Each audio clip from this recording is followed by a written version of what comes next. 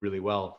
I think the other thing that stands out for me, Charles, as I've kind of watched your business progressing and growing, is that your clients really seem to, and those that you're targeting, really seem to get what you're offering. And I think that you've done a very good job of kind of taking the feedback that you've received and looking at your offerings and dialing them in so that the value proposition is very clear to an end client. Talk a little bit about kind of, again, what is your offer? How are you positioning it for your clients? And why do you think that it sits so well with them? Yeah, so basically we help kind of digital company, basically anyone who sells online, to improve their acquisition and increase their retention with their own data. And this is the important point, because basically right now, most of the smaller organizations are just using paid media like Facebook ads and Google ads and so forth. But the cost of acquisition is just going up. Like it's not going down any soon.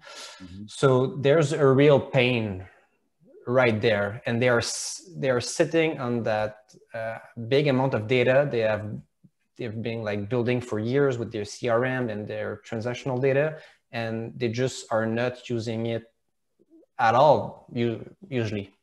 So there's a big opportunity for them to have an alternative in marketing. Mm-hmm. And the way I found that is I got asked for this, especially like it didn't come from me. Right. And somebody told me like you're gonna be sure on the right niche when somebody like just gonna ask you, just like, come make me this thing. And a lot of people have been asking me for those two particular areas, so acquisition, just and also like understanding their clients at a higher level. So basically I got asked to do this. Yeah.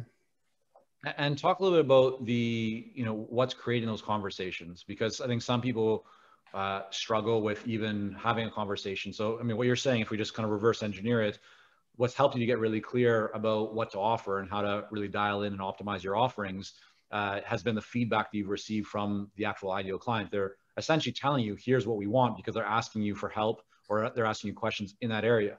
Well, so to create that, you have to have a conversation with them. How are you having those conversations? What are you doing to just walk us through, like, as in as much detail as you can, as to how you're actually going about creating conversations with these people?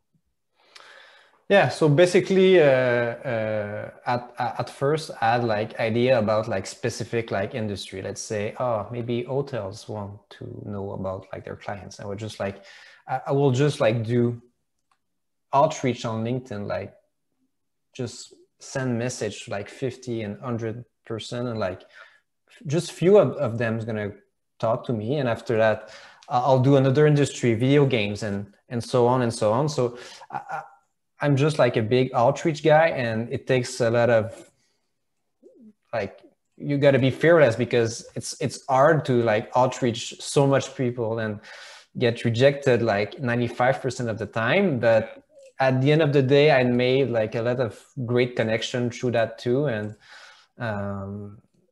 basically this is the. So I don't want to let you off the hook so quickly, Charles, because I really want to, what the podcast is all about, and how I do things. I really want to extract as much value as I can from you here today for everyone. So, I mean, right now, in terms of, or if we back up even 6 months, you're creating these conversations with ad agency owners or e-commerce companies and so forth, or people running, transacting online. You're just finding them on LinkedIn. You're sending them messages, just saying, hey, like, what are you telling them? What are you actually saying to them to get that conversation? Yeah, it's funny because just before the podcast, I wrote like 75 other names of company I want to reach out next week. So you got to do it like all the time. So basically, I was just asking them like, oh, you're a leader in your industry. I'm looking to do like market research because I'm just starting a new company. Would you mind having like a short call, like 5 or 10 minutes? You're gonna have like just a few questions for them. Like, you don't want to bother them with a 30-minute call, especially during COVID. Like, they're probably on Zoom like 5-6 hours a day.